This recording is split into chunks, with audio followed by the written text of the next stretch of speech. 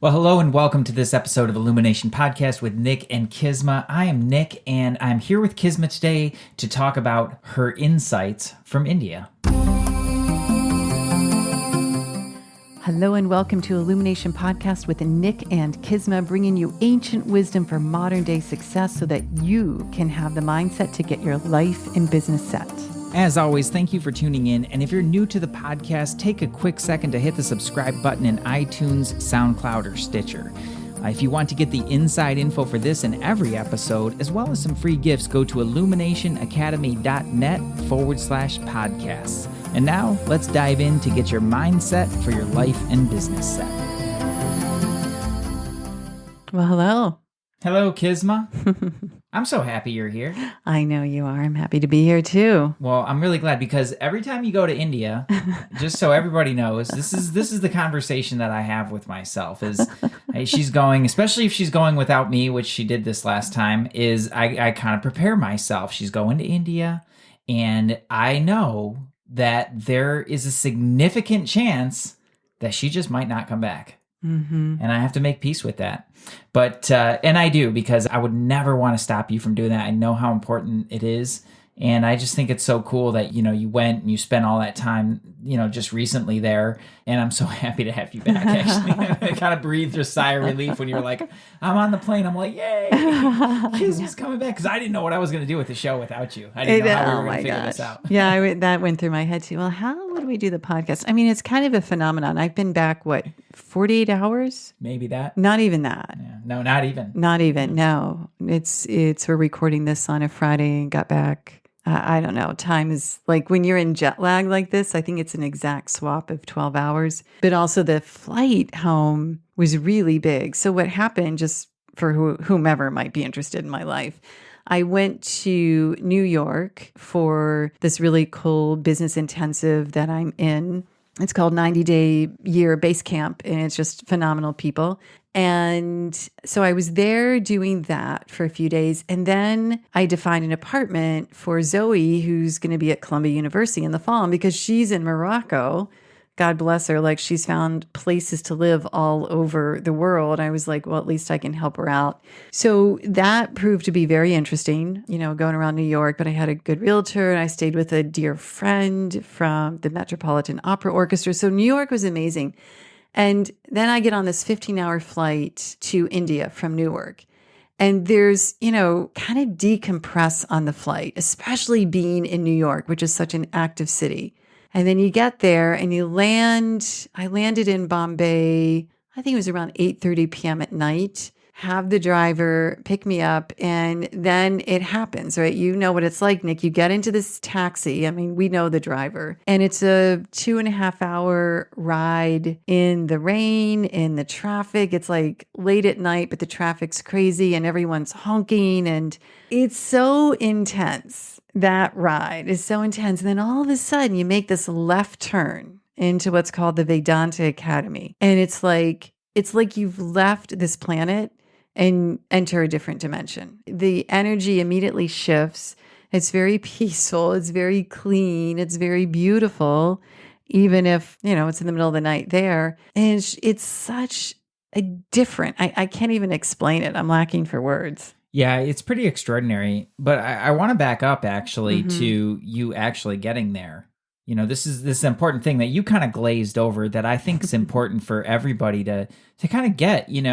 There's a million reasons for you to not go. There's a million reasons for me to not go. Let's just list a few, like right off the bat. You got things you needed to deal with Zoe's apartment. Zoe's apartment. I'm in the middle of my mindset to get your prosperity set first round. So I had these beautiful students that were very patient because the last module wasn't going to come out until after India. So new project. Then you've got, what's the other new project? Mantra Snacks? Mantra Snacks, which we'll be posting here so everyone can opt in. It's my free audio training and Facebook group that, started recording before and working with the beautiful Danielle Canton for the artistic creation. I mean, all this stuff. And there were reasons. And I went through it so many times, like, maybe I don't need to go. But then that voice, right? The very clear, which as any of you that have worked with me know, it's just the intuitive voice. It's the higher self is like, you're going. And I can't not listen to that. And you listeners can't not listen to your intuition. You know when it's real because it's so distinctive. Yeah, it's true. But I just want to highlight that, because, for everybody, there's always going to be a reason for you to not do that thing. Yeah. It's true. And probably a lot. That was just a few of those were the big reasons. There were a million little things that make it extremely inconvenient to, take off to the other side of the world for a couple weeks at a time. Right. And really be disconnected in so many ways. There's a lot of reasons to not do that. Yeah. And if you've got that one reason to do it that you've already said yes to, you need to keep saying yes to it. And I know it's not easy to do. Right. And that's those little ones all the way through of okay, now I'm doing this thing in New York, and now I'm on my flight, now I'm there. And then you turn I mean, it would have been so easy to just fly back from New York and not get on a plane and go to India in freaking monsoon time. Yeah. And that's another reason to not, to not go. Yeah. So there's so many reasons not to, and you found your reason too, and that's just one of the things for me that I am continually inspired by you for. Well, thank you. Well, yeah, I mean, for me, it comes back. There is one teaching where we're, just so you guys know, as you listen to this episode, we have a series. So I'm going to talk a bit about India today, my experience, and then we're going to dive into some of the bigger teachings over the next few podcasts. But Swamiji, who was this 90-year-old amazing guru teacher, I remember one lecture, he was like, look, everything you do, you ask, is this taking me closer to, his words are self-realization.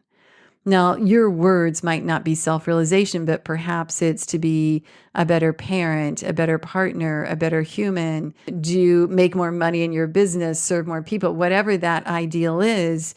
Whenever you're facing something, you ask, is this going to take me closer to that? And it's a yes or a no. And I think that's one of the biggest takeaways of being there this time for nearly 2 weeks is our society loves to complicate things. And we as humans get distracted so quickly and so easily. So true. And so being in the schedule of the ashram, which if you listen to our episode with Glenn Callahan, it's rigorous. We'll go back over it. But there is so much more time than we're led to believe or our perceived existence in this busy, noisy world. It's incredible. And I'm just going to geek out for 60 seconds Go here. for it. Is this message? Swamiji has taught us this. Siobhan has taught us this. This is something that's so important. If it's taking you in the direction you want to go there. Right. But I got some extra inspiration from a very unexpected place. Oh, yeah? Game of Thrones. Oh, my gosh. Okay. I'm geeking out on the Game of Thrones. I'm not going to give any spoilers, but there's a character in there, if you're not familiar with it, his name's Littlefinger. And Littlefinger is a very interesting character because you don't always know what to make of him, but you're very sure that you don't trust him. But he has that quality and that understanding of single-pointed focus. And he said it so directly in one of the recent episodes where he's like, I see this vision in my head of what I want. And every single action I take, I just ask myself, is that going to get me closer? And if it's yes, then I do it. And if it's no, I put it out of my mind. Somebody from the Vedanta Academy is writing that script. Hashtag Littlefinger. Hashtag Littlefinger. I'm going to say that to you from now. Is that your little finger action over there, Nick? But what's fascinating about it, and I'm going to geek out for just a second on it, is that he's a very interesting character and it's hard to know what to make of him sometimes. And I think when somebody brings that same quality into their life, it's kind of the same. This is true. Because some of the choices are really confusing. Yes, this is really true. And also to be around someone who is so clear with the perspective, we're not used to that. I mean, since I've been back, I did a Facebook Live yesterday. I've been posting. I'm going to do a lot more Facebook Lives, but I go on Facebook. I'm like, what's going on here? So much noise and the distractions and the pulling in different directions. But when you get super clear on your next actions and you're relentless with that, it's like that noise just dissipates. Yeah. It really does. It's so incredibly helpful and just so important. Yeah. It's so important. Totally. And so difficult to do with how much noise and how many distractions there are in our world. You know, Yeah, it's choice though. It is. It's choice. Yeah, I mean, but look at what people are up against. It just up against. It's not like I want to set up this big battle scene, but really and truly, just to flip open your computer and there's emails coming at you. Your phone is texting and blinking at you. People are vying for your attention. You've got 24-hour, 24/7 connectivity and busier lives than ever. That's a different world. Yes, it is. And in order to really cut through that noise, it's not like a luxury, I don't think anymore, to have that single pointed focus. Like, oh, if I have that, that's nice. It's really a necessity. It's a necessity. If you just want to function in the world without going insane. And another great high teaching that we've been talking about, and again, of course, it came up during this trip, is not that. So it's that teaching of if someone's looking for what is real, what is true. Reality meaning what has been, is, and will always be. Pretty lofty definition, but let's just say you're looking for your ideal. Anything that comes up, it's the process of elimination. It's like a philosopher. Is this important? Not that. Not that, not that. I've come to the point where, as I go through the day, I imagine this trash can on my laptop and I'm just sliding things down there. Not that, not that. And once you get rid of the stuff that isn't important, the important stuff is so resonating. It's right there to take action on, and there's not a lot of drama and trauma around it. Yeah, and that's, I think, something at the Academy that is cut out to a certain degree. So in our everyday lives, it's like we get all these like little things that are just screaming at us. And then it's, oh, I have to do that. Oh, this email's yelling at me. That's like 5 days overdue or whatever. And there, it's just such a different vibe, because they make the most important things. Exactly. And it's such a rigorous schedule. So the schedule, for those of you interested, the bell tolls at 4:15 a.m. And here's what I discovered. I thought it was like set on a timer, but no, every morning someone goes out and rings it. Did you know that? I did not know that. And it's monsoon. I mean, it was intense monsoon. And so when I was there, 2 different students, their job for each week was to make sure they were at the bell at 4:15 and ringing it 5 times. And by the time 4:25 comes around, we go downstairs, whatever dorm or building you're in, and you chant. Now, usually, as you know, when it's beautiful weather, all the students go outside together. And it's the most exquisite thing. But because it's monsoon, they elect to stay in the building. And still, there's something about bringing in the day with other people. Like to hear other voices and doing a chant to really set the tone of the day. It's just exquisite. It became my favorite part. Like I would get excited. The bell's ringing. I get to go chant. And then we go upstairs and there's private study, individual study. And what I found for me was so great is this is when I wrote the rest of my course. This is when everything that I was learning that was applicable to Mindset to Get Your Prosperity said I just plugged that in for mantra snacks like that. That was my creative time and also drawing on the teachings. 5:45, tea time. Tea time. Tea time. You go over, no coffee, tea. The Indians love their sugar too. Yeah, So I didn't do tea, sugar. Oh my God, it's so good. I was so off the sugar. It felt great. 6:20 yoga, 7:00 Gayatri mantra, another chant. And then 7 to 8 is sort of like free flow exercise. Sometimes you go to the gym, play sports, walk. It was raining. So for me, that time was like doing my energetic processes to stay nice and clean and shiny. Good choice. Take care of some of the stuff that was going on in New York, right? So it was juggling a lot, but just staying in that alignment. It's like, I got this. And noticing in such a pure environment, 2 things came to me. If I started to get agitated, say trying to close this deal with an apartment in New York, and attached to that, it was so much stronger than what I would feel here because the environment is so pure. So what I mean by that is things, when they're coming up, they are right at the top of your personality. And luckily, because I had a few students who have been there, they would say to me, well, what's different about this trip than your other trips? And that was one of the biggest pieces is when something, either an attachment or ego or desire was coming up, it was so loud and clear that I could feel it in my body. Wow. Yeah, it was different. So it's a good thing, right? The awareness is stronger. So luckily, even with the apartment, I did our energetic processes, cut the attachment. I'm like, okay, here we go. Either we get it or there's something as good or better. And we got it, which was pretty cool. And then the rest of the day was like you go to breakfast, right? And then after breakfast, there is a lecture. And because Swamiji is 90, they now play these video lectures, which the quality is amazing. You've seen the projector, Nick. Yeah, they've been recording his content for years. I Yeah. can't imagine the archive that they have. It's huge. And so the screen is big and they project it from behind. So it kind of looks like you're at Harry Potterville and he's gonna come out, It does kind of look like a hologram. It's amazing. And because of the way he teaches and he's so dynamic, I was surprised that I really got the same feeling of watching his video with the other students than when he's there. But they do this because he's the source and they cannot overtap the source. You know, one of the senior students who is very active in helping him travel, and, you know, they're in South Africa right now. I mean, she's like, Swamiji is so precious. And I was like, that is really true. So, but what about, okay, and I'm sure somebody's going to ask this, is like, okay, here's this, you know, he's this enlightened being and whatever. Like, why, like, how does he not have access to just infinite health and energy? Mm-hmm. Good question. You know, our perception of infinite health and energy is we might think, oh, if someone's self-realized, they just turn into etheric matter. Like there are teachings of that, right? That we're designed to not leave the body, but that the body gets lighter and lighter and goes. They're not in that realm of teaching. And he has more energy than most people I know, but he has a physical body that is 90 years old.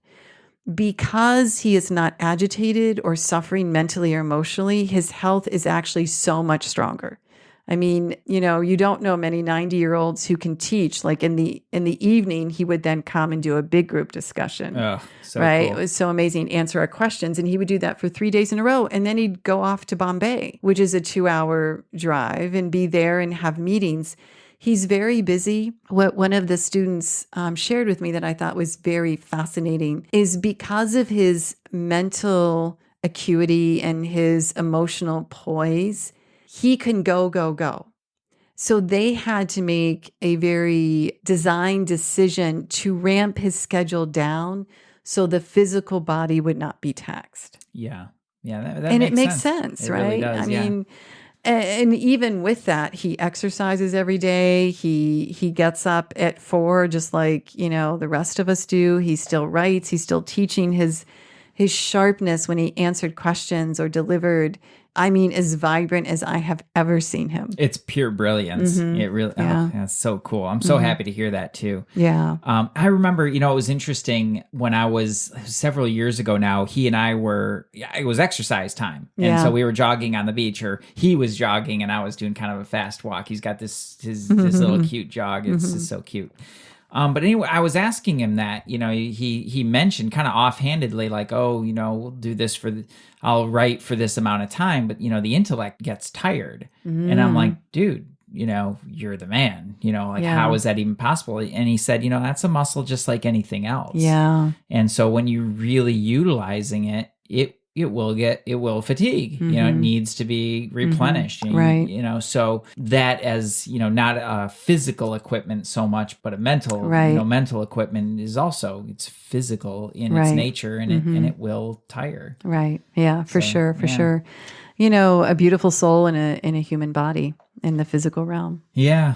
It's really incredible. Yeah. So where that left you off at about Yes. breakfast, and then after breakfast you watched the video. Go through a lecture Yeah. that goes till about 10:45, and then 11 o'clock is karma time. So students just scatter all over the campus. They either work in the kitchen, they work in the office. I would split my time like I did a kitchen day.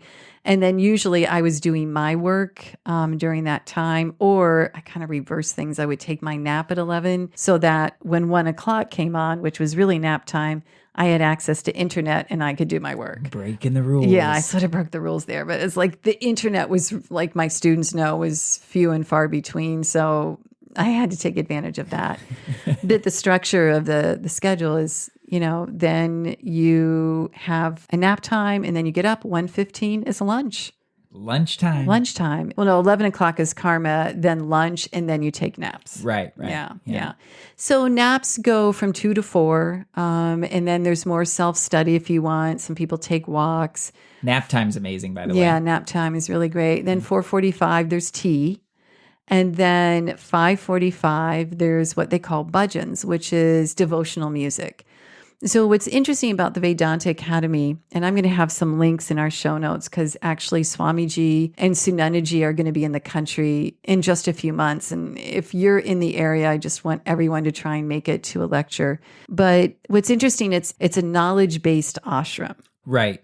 Yeah, it's definitely not love light. No, you don't go there and braid your hair and get tattoos and smoke weed and meditate. This does not happen there. They don't drop acid. They do not drop acid. They're not, hugging each other all the time. It is a knowledge-based ashram. It is studying the highest knowledge and teachings ever printed. But because they need to balance that out, the bhajans is considered devotional music. Right. So it's the element of the bhakti, right, that this campus has. So we do that for an hour, another chant, and then go to class again, which usually happens at 6:30, 6:45. And that's usually when Swamiji shows up and just drops like truth bomb after truth bomb. And then dinner time from 8, and everyone's tucked in by 9:30. Well, yeah, because you're waking up at 4:15. Yeah, and rinse and repeat again and again and again. So what happens, probably some of you listeners are like, how could you do that? The first couple of days are like, how can I do this? But then there's like this beauty that sets in with the schedule. It's like you're just in flow and all the noise that we've been talking about is removed. And I'm really beginning to think it's the only way to dissect and to eliminate stuff that you want to get out and get so clear and aligned is by following a rigid schedule.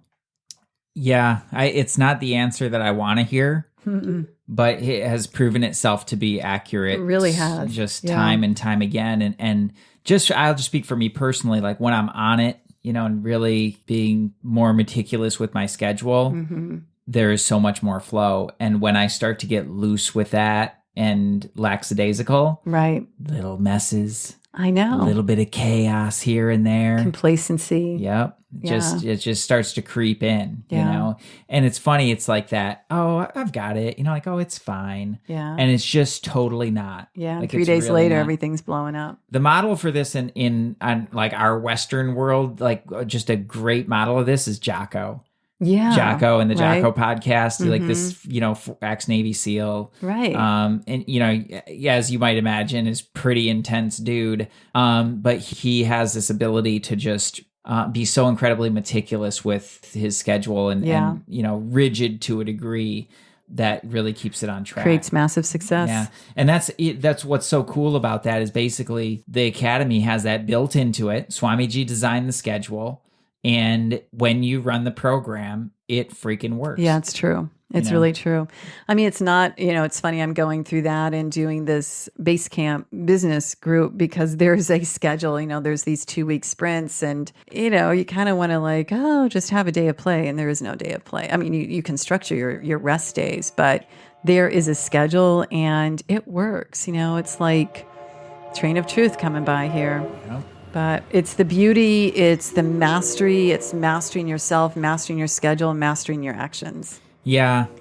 And I think this is something that a lot of people misunderstand is that they're like, well, don't you ever take rest or don't you, yada, yada, yada and all. It's like, yeah, but I love what I do. I don't know about you, but I just love what I do. Right. And and I think you have to do this probably a little bit less than me actually, but to rein myself back sometimes and make sure that I provide the space that I know that I need. Right. Even when my mind is like, no, I can keep going. Yeah. That's important. You have to look forward. Yeah. Yeah. Mm-hmm. But it's not like I'm dying for a day off. Right. Usually, it's just like, I love what I do. And that in itself, like, is just trying to be a little bit better every day, trying to, be more clear, trying to take one more step, like all those things, like that's exciting to me. And I don't know, I just don't feel burned out by that. Yeah. I feel more excited about, let's keep it going. This is really cool. Yeah, I think that's true. And when we look at what we consider rest in our world, I'm going to take a day off and sit in front of the TV and just watch a bunch of TV. Dude, we have our shows that we'll crack out on. Game of Thrones. Game of Thrones, you're doing. I'm not. But The Young Pope. The Young Pope was phenomenal. But you have to understand, if you're just in front of the TV and this thing is blowing at you all day, that's not rest. You're taking in like a low grade energy that's going to deplete you more down the road. Totally. Like it's true. Rest, when you're in action, you will have intense rest. Remember that one? Yeah. Oh yeah. It's like, it's the karma yoga. It's a little bit of a mind bender when I hear it. I just like, yeah, that's right. When you're doing what you're here to do and of service, that is rest. You're just in flow.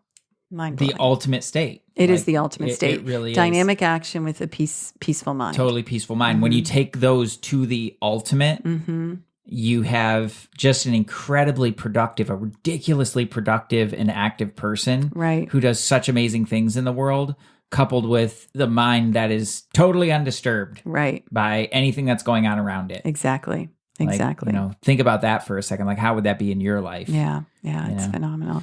One day at a time.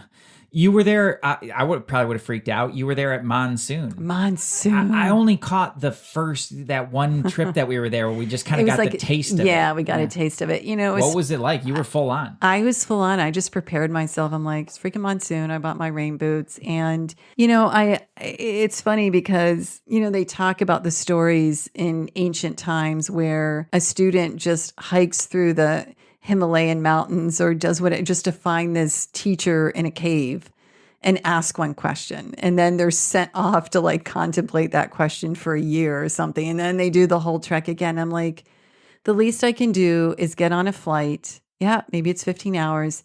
Get in a crazy taxi. Yep, might be for 3 hours in the middle of the night. But then you get there and it's so peaceful. It's so worth it.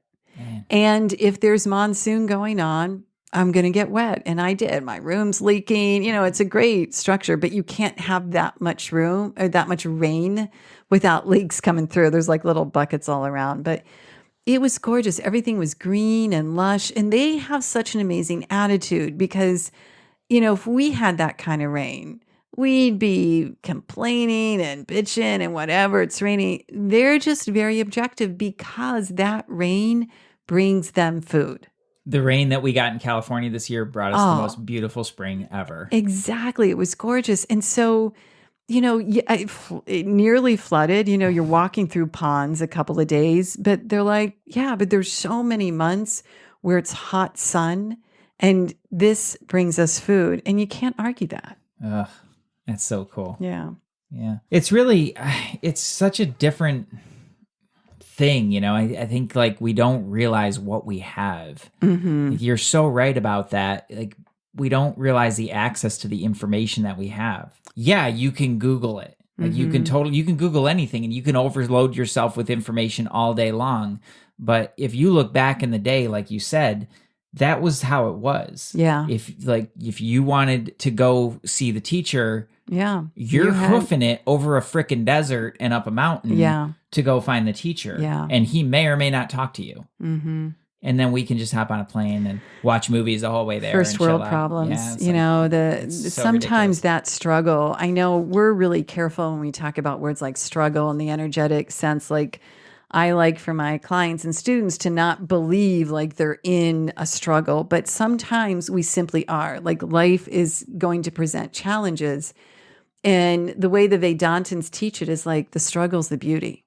Welcome the struggle. You build resilience. It's a journey. You get to that arrival place of getting the wisdom. Yeah. And that's something that you go through to really digest that. Yeah. And I think it's kind of changed my perspective. If I'm having a tough week or there's a lot going on, it's this is a great time to use my intellect, to see what I'm made of, to stay calm and cool. And every problem is driven by its unfolding solution. So there's a solution. I just got to find it. Yeah. Yeah. To invite in a little bit of ease. Like that's something I like to do. I do recognize that there are inherent challenges. I Right. feel like, struggle is more of an attitude. And I lived a lot of my life in that of just kind of battling, Right. and me against the world and giving up sometimes and then not giving, it's Yeah. just like really, really painful. But there is that place where, yeah, like of course we're human beings in a very interesting world. We are going to have challenges. Right. And if you want to struggle with those, struggle with them. But, how can you invite in a little bit more ease and just kind of Yeah. let things start to unfold so you can take your next step? I don't know, that's kind of how I look at it. You build resiliency, you build intellect, you build awareness. Like there's so much that comes out of, being able to move through what is a perceived struggle or a challenge or a problem and rise above it. It's like rising above and over is not as difficult as many people want you to believe. Like anybody in particular? Yeah, I'm not going to mention Not names, getting but into it. yeah. We can look at the personal growth space a lot. Don't want to criticize anything, but there's a lot of, I got to feel and like, you know what? Rise above it. A lot Go, of drama around it. go over it. Like be the human that you're designed to be, which is one of self-mastery. Wow. Kisma taking it right to the ultimate. Taking it to the ultimate. Speaking of intense environments, you made a trip to Mumbai while you were there. Yeah, that's one thing I wanted to share before we get off. There's something called Guru Purnima. It's like Teacher Day, but Guru Purnima is like your guru, right? So, of course, in India, they have Guru Purnima. And Swamiji and his daughter Sunandaji take this opportunity to go and do free lectures for the public, which is really a beautiful thing. So he was in Pune. But while I was there, we all boarded a couple of buses early in the morning, left at like 6 or whatever, and drove into Mumbai, where at one of the halls he delivered a beautiful lecture. And what did he talk about? Oh, I was just trying to remember what the topic was. Yeah, you took in so much. I know it's so much. There was so much, right? Oh, self-control. It was self-control was so good. Oh my God, that's so cool. Self-control. People were flipping out. But then what's really fun is like all the students set it up. They're in charge. They do the video. They do the audio. We're there. And afterwards, we all went to a restaurant. It was sort of this Thai Chinese restaurant buffet thing. It was really fun. Yeah. And it's cool to see like these serious students live it up a little bit, like let their hair down for a couple hours and enjoy each other's company. It's really like a soul family.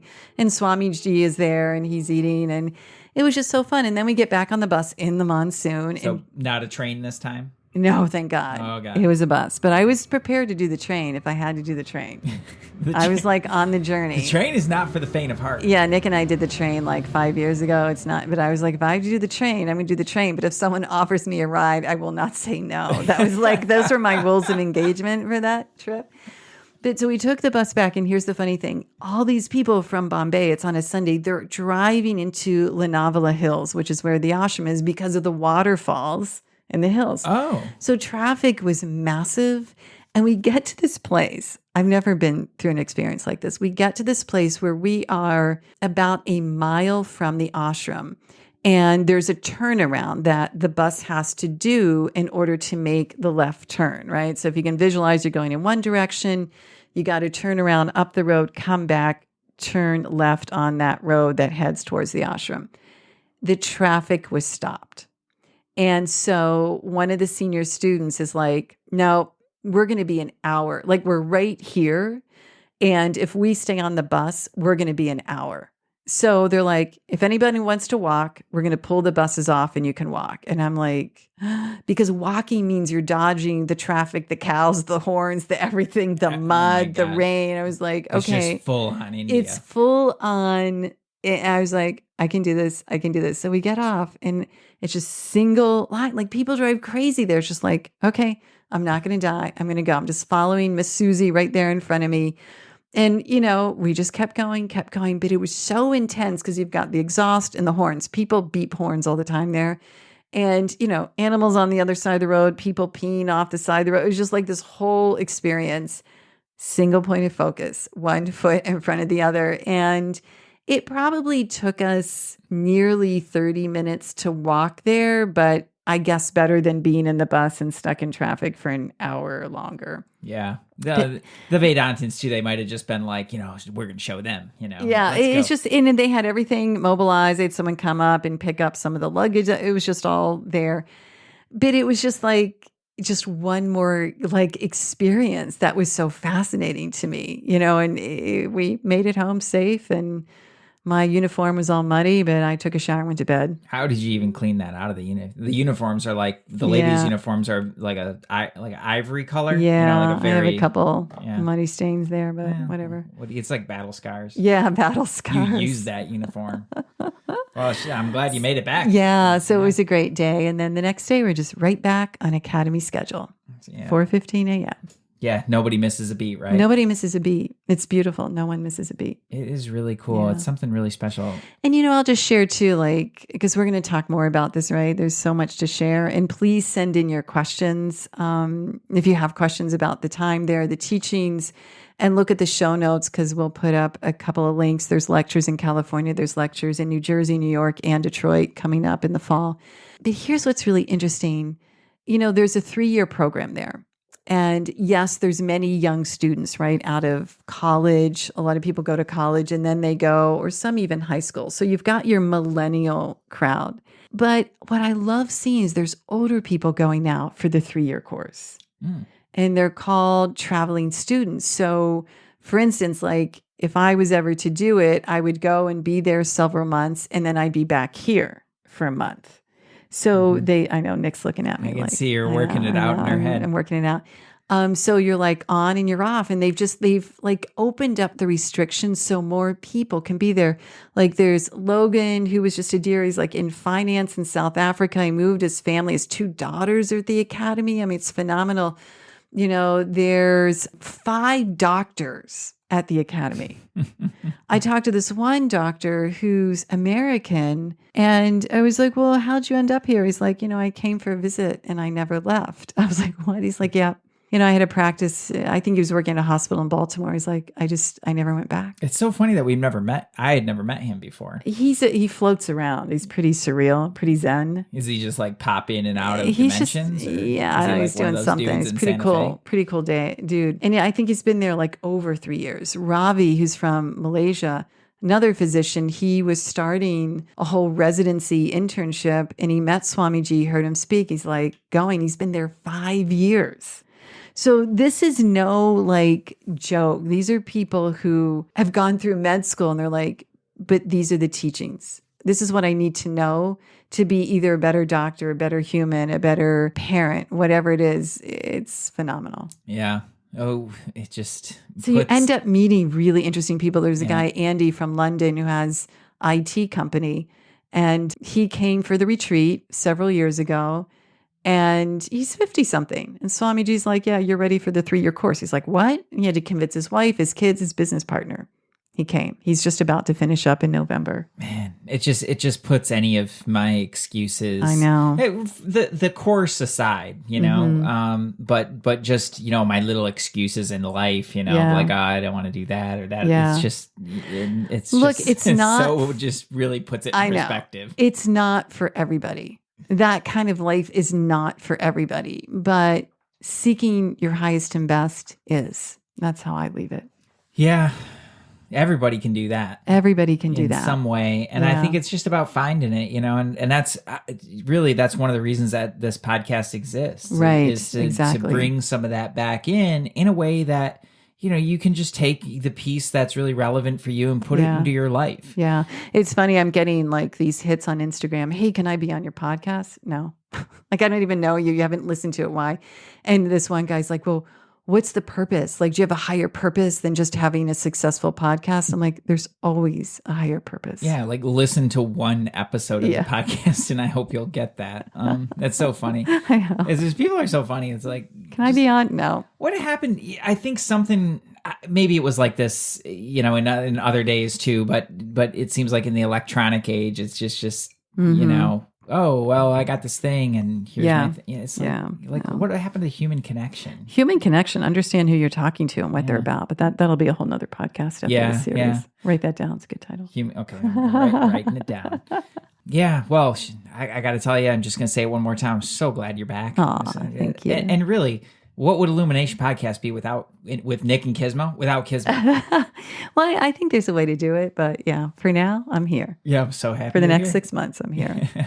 I really appreciate it. And it's nice, a little bit of space. I think this is something that not a lot of Yeah. relationships are really comfortable with, but I don't know. I feel really comfortable with that with you. So important. He talked about that too. He did a whole section on relationships. He's like elbow room. Yeah. He always makes fun of the Americans. He's like, you guys are always calling each other. You're calling each other during the day. You're so attached.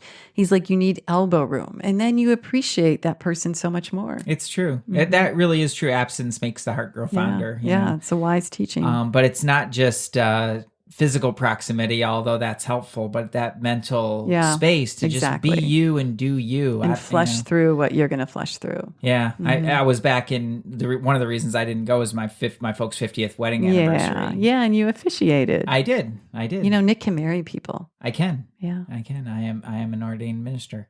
But it was really special and beautiful. And when I stopped and really reflected on that of like 50 years that they've been together, like that is extraordinary. Yeah. And that is one of those pieces, I think, that has really helped them. As my dad's got his stuff, he loves his golf, he's got these other things. And my mom kind of comes in and out of that, but she's got her thing. Like she loves her garden. Her garden looked amazing this year. And she's got these special claw gloves and everything. And it was really cool to spend a little bit of time and to see that and to reflect on, those things that really make a relationship last. And one of those things is letting that other person just be and do them. Yeah. It's so cool. You do that, people. Let your person be and do them, and you be and do you. That being said, I'm super happy you're back. It's really good to have you back. So, all right, everyone. Yeah, I think we've gone on for this one. We have. Look for a couple more episodes coming up. About things from India. If you want to look back in the archive, look for the episode with Glenn. Oh, so good. Glenn is so good. And then we did an episode where we talked about our interview with Sunandaji, powerful women in the world and that. And we'll put those in the show notes too. But so check them out. Go back through the archives. And look forward to more really great wisdom from the great and powerful Kisma. I can't wait to hear it. Awesome. So if you got something out of this, please, go ahead and share it with a friend, share it with family, share it with whomever you think would benefit. We would so appreciate if you give us a rating and review. That just helps other people to see, hey, this is pretty cool. Like, why not check it out? So you can do that in SoundCloud. You can do that in Stitcher. You can do that in iTunes. And more than anything, everybody, just take one little piece from this and really put it into action in your life. That's where the magic happens. Yeah. So we so appreciate you. Thank you so much. And we'll catch you next time. Namaste. Peace.